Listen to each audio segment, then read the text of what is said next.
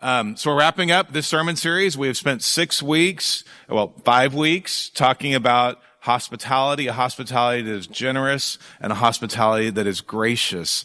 And my hope and my prayer is that that has begun to kind of seep in to your life and you're paying attention to kind of what is happening around you. The sermon title today is Don't Miss Out.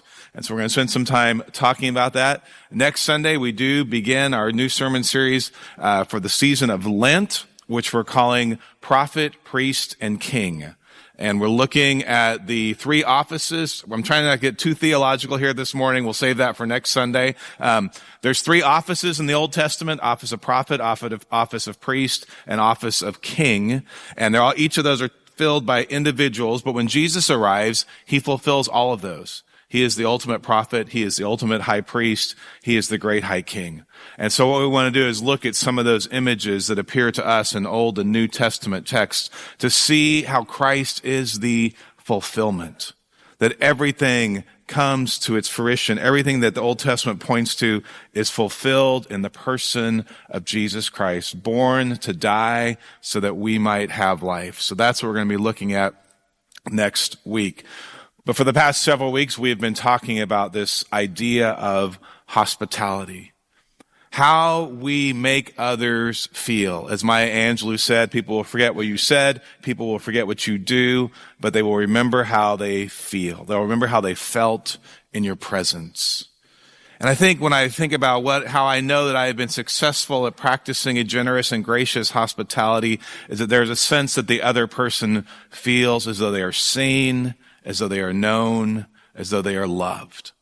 And that is ultimately, I think, the goal of what our Christian, our believing hospitality is to be all about. But we have this problem. Even in our church's vision statement, we say we want to experience the transforming love of Jesus and we want to express it. So you can come in this morning and you can be, amazingly encouraged by the music and the message and everything that you're going to encounter this morning. You're going to experience that. But we as a church say you then need to go out and express that. That it is in the living of our faith that we come to life, that others come to life, that others come to know of the love of Jesus. But there is this problem. And the problem is we forget. We forget. It's not necessarily intentional, but we just don't remember. We don't recall. We don't recollect all it is that God has done for us and this hospitality that he calls for us to have for others. And so God, throughout the scriptures, reminds us, even in the book of Leviticus. Okay, I know you guys, anyone reading through Leviticus right now? All the nice laws of the Old Testament. But it's fascinating. In the book of Leviticus, God is saying, remember the hospitality I showed to you. This is Leviticus chapter 19, verses 33 and 34. We read this. When a foreigner resides among you in your land, do not mistreat them. The foreigner residing among you must be treated as your native born. Love them as yourself, for you were foreigners in Egypt. I am the Lord your God. When there is a stranger in your midst, when there is a foreigner in your midst, where there is someone you don't necessarily recognize in your midst, show them hospitality, because God says, guess what I did to you? When you were enslaved in Egypt, I extended my love and I extended my grace to you, and then I brought you to a place. I gave you a space. I showed you hospitality. And the reason for this, he says, I am the Lord your God. That's it. There is no other reason for that. But if you read through Leviticus chapter 19, you don't have to do that right now, but at a later date, you go back 12 times in Leviticus chapter 19, God says, I am the Lord your God. He gives them a rule, he gives them a regulation, and he says, the reason is this, I am God. I showed you original hospitality. I welcomed you when you were an outsider, when you were a stranger, and I brought you home. In very much the same way, that is how we are to live, to practice hospitality. And so our text that we're going to start with this morning, we're not going to spend much time here, actually comes out of the book of Hebrews. We're bookending Hebrews the next 2 Sundays, although we're starting with the end of the book instead of the beginning of the book, which is a little strange, I recognize.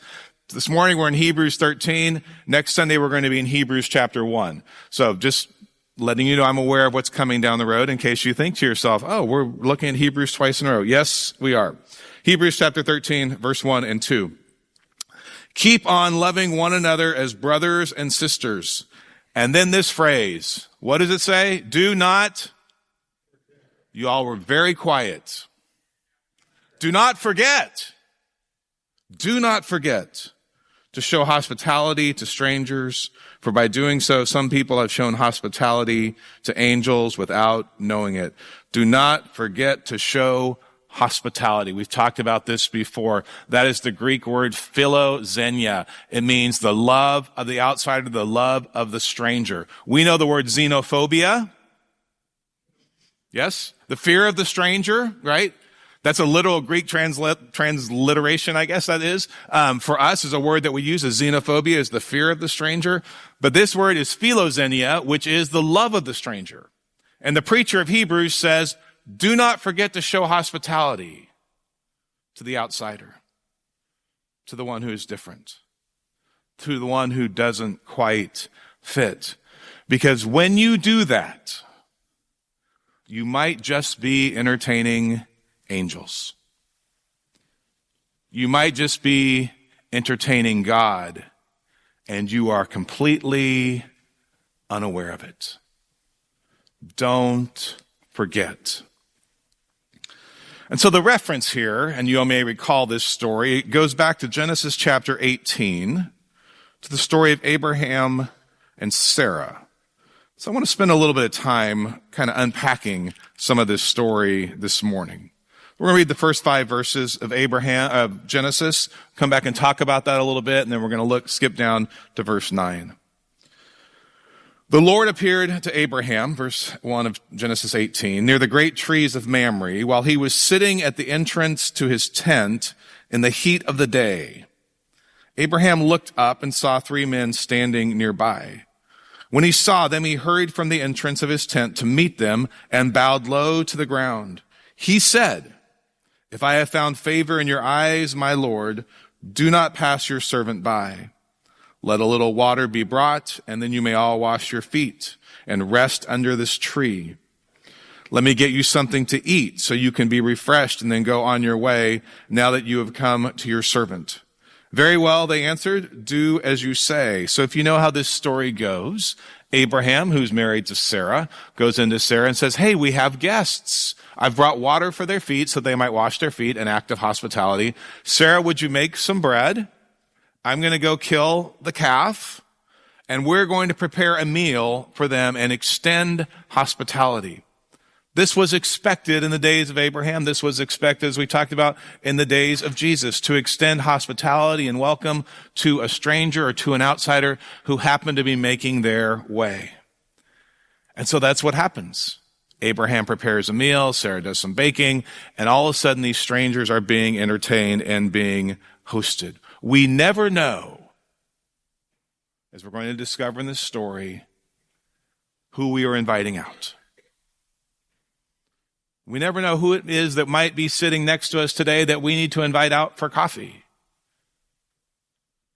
We just never know. So the story of Abraham and Sarah. You may recall back in the book of Genesis 12, God speaks to Abraham and God creates a covenant with Abraham, has a conversation with Abraham saying, "I am going to make you great. Your name will be great. You will bless others.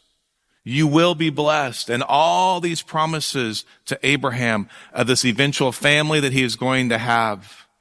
But there is a huge problem because that happens back in Genesis chapter 12. And guess what is happening by Genesis chapter 18? Abraham is old. Sarah is old. And they have no child. How in the world is God going to keep his promise? And you have to wonder how Abraham and Sarah are feeling at that moment. Would God really keep his promise? Had Abraham wandered from the faith? Had Sarah wandered? Had they begun to wonder, would God really fulfill his promise? It'd been many years. And I suspect many of us would have begun to wonder, and perhaps to even find our faith wandering away from the living God. Would God really show up?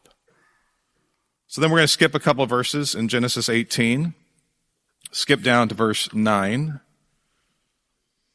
So after they've eaten, we have this conversation. Where is your wife Sarah? They asked Abraham. There in the tent, he said. Then one of them said, I will surely return to you about this time next year, and Sarah, your wife, will have a son. Now Sarah was listening at the entrance to the tent, which was behind him. And Abraham and Sarah were already very old, and Sarah was past the age of childbearing. So Sarah laughed to herself as she thought, after I am worn out and my Lord is old, will I now have this pleasure? Then the Lord said to Abraham, why did Sarah laugh and say, will I really have a child now that I am old? Is anything too hard? Now, I want to make a comment about this word. Sometimes as we've talked about translations, where is that word up there? Anything too hard. That Hebrew word is literally the word wonderful. Okay, you can go check it out, go look it up. Wonderful, extraordinary, or marvelous. So when the NIV translates this, and the NIV is not the only one that is to blame for this, it is not quite accurate, and it's unfortunate. Well, it's unfortunate for the illustration I'm going to make in my sermon anyway, in just a few minutes, okay? But I want you to notice that because I'm going to go back to that Hebrew understanding of is anything too wonderful rather than is anything too hard for the Lord, okay? So just a little note on that. So, why did Sarah laugh? Well, I really have a child now that I'm old. Is anything too hard for the Lord? I will return to you at the appointed time next year, and Sarah will have a son. Sarah was afraid, and so she lied and said, I did not laugh. And I love that this is just here in Scripture. But he said, yes, you did laugh. Do not think that you can fool the Lord, okay, my friends? And you can have all the conversations and iterations that you would like to have with the Lord, and he's still going to know the truth. But I think about that initial laugh of Sarah. It is a laugh born out of hopelessness. She is barren. Her and Abraham have not been able to conceive. She is broken. There's the whole story of Hagar as well, and Ishmael, which I don't have time to get into this morning. Her laugh is a laugh of despair. Perhaps even cynical. How will she ever be able to conceive? But what had God done? God showed up in the trees of Mamre, in the heat of the day, through the encounter of these strangers. God is suddenly present. And I love that image that it's like, it's the worst time of the day to show up. Abraham's just trying to stay cool, and trust me, man, I know what it's like to try and stay cool in the middle of the summer. I grew up in Fresno, right? I mean, I know what he's saying. And if you can find any shade, you are just ecstatic that you can find some sort of shade. And Abraham's just trying to stay cool. And all of a sudden, these three strangers come by. And he doesn't realize, and Sarah doesn't realize, who it is that they are hosting. The surprise that is in store. Because God says something wonderful is going to happen. You know, we talk about this and we say that the church needs to be about those who wander and those who wonder. And that can be said from kind of a positive perspective and kind of a negative perspective. And what is happening with Sarah? She has wandered. Abraham has wandered. But they've also wondered. Is God's promise really true? And then they offer some hospitality. And God says, something wonderful is going to happen. You're going to have a child. And as we know how this story goes, that is exactly what happens. And so then we skip over to Genesis chapter 21, verse 6. After the birth of Sarah and Abraham's son, we read this. She names her child Isaac, which means laughter. And we read this. Sarah said, God has brought me laughter, and everyone who hears about this will laugh with me. She literally names that baby laughter, like that's what Isaac means. Because what did she do when God said you're going to have a baby? She laughed. And God says you need to name that kid laughter. But I want to take this in a little bit of a different direction. Because I believe that when we have these encounters with God, that when we extend hospitality, that one of the gifts of the extension of hospitality is laughter. Is actually joy. Like God doesn't tell us to be hospitable just to tell us to be hospitable. God knows that something happens in those encounters when we are with others. And you think about this, when you have people over, when you are with friends, when you go out to coffee with somebody, when you reminisce, when you talk about the faith, when you do whatever it is that might happen, there is just this simple delight and joy. There is laughter. It's like this holy laughter, right? There's nothing better. You all know exactly what it is that I am describing because you've been in those moments, you've been in those places, you've been in those conversations, you've shared those meals where all of a sudden, like it's just the Spirit of God is just moving and you're like, and it's not like you're having an altar call at this moment, okay? Like that's great too. If you want to have an altar call, I'm all for that. That's all good with me. But there's just something holy that's happening. And it's this joy. I want to suggest this morning as we wrap up this series that is another gift of hospitality.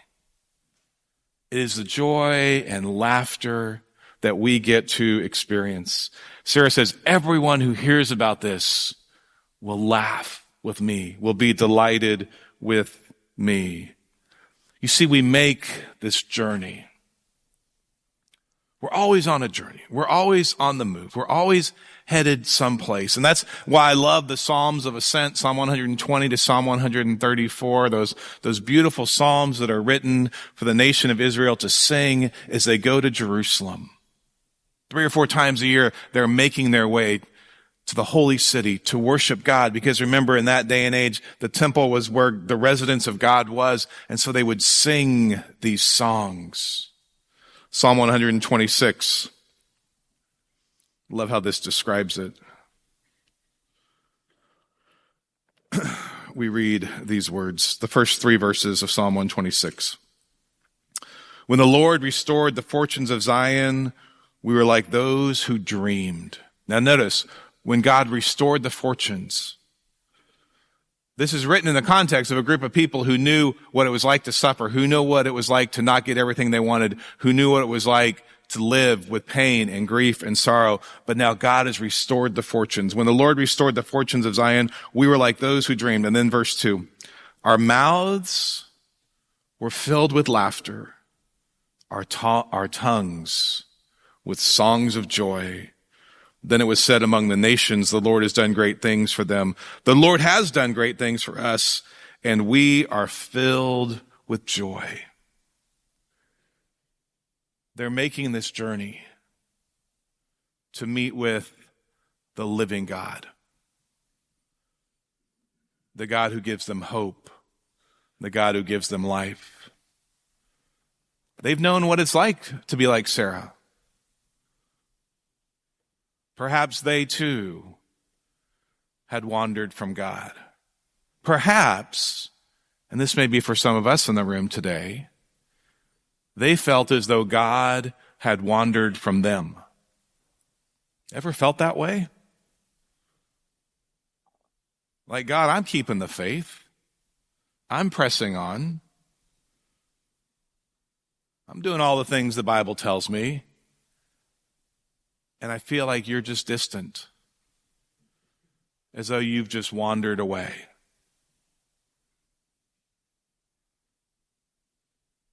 I think we've all been there.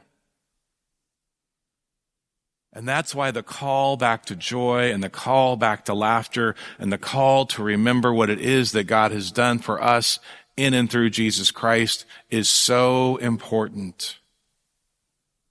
As the psalmist describes this, our mouths were filled with laughter, our tongues with songs of joy, because they're on this journey. And what are they doing is they're on this journey to meet with this God who is hospitable, to meet with this God who has said, I am the Lord your God. I am the one who has a home for you. I am the one who has a space for you. I am the one who has a place for you.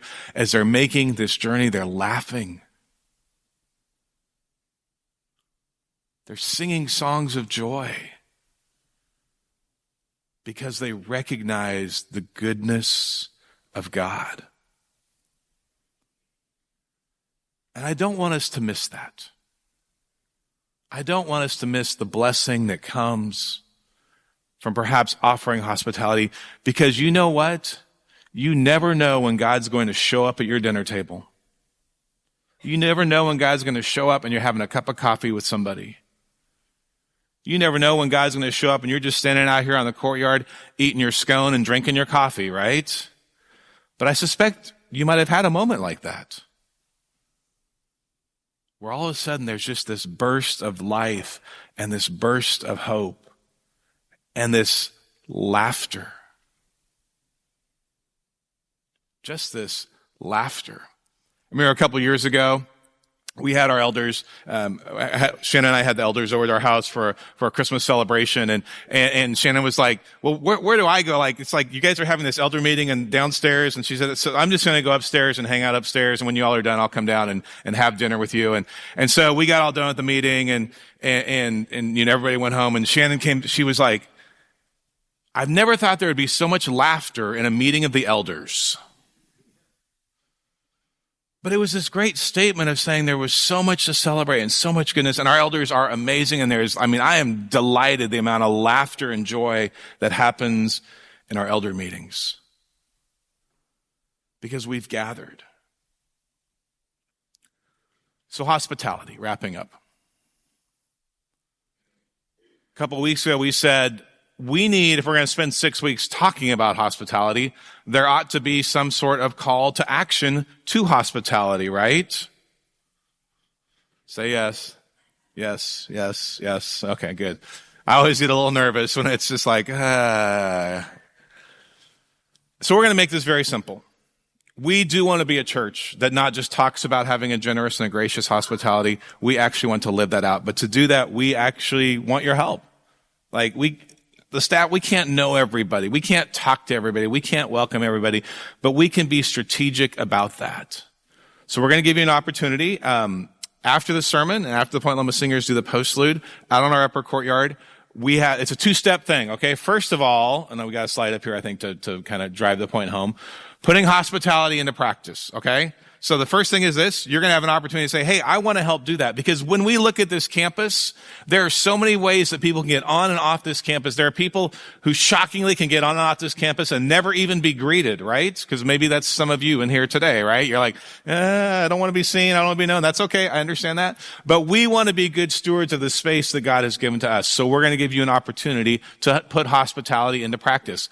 Sign up on the upper courtyard and say, hey, I want to be a part of this. And then in 2 weeks, we're going to have an informational meeting, because guess what's coming up at the very end of March?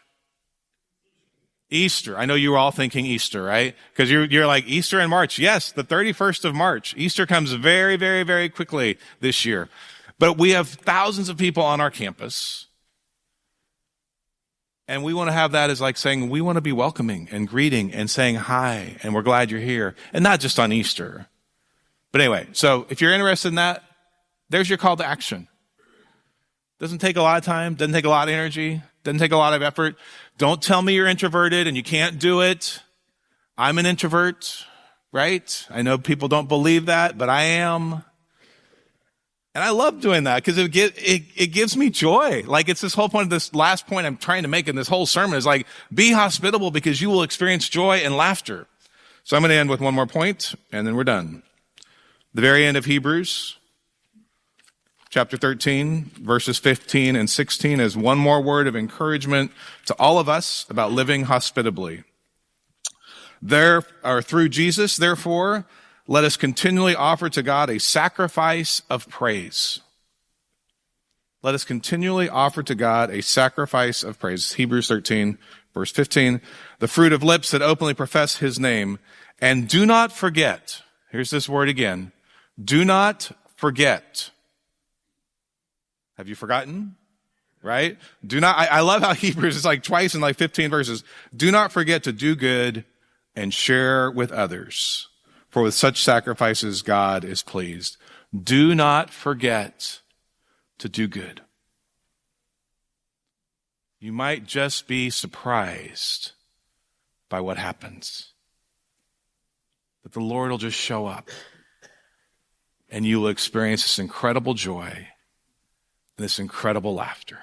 Pray with me, please. Well, God, you are good. Your love endures forever.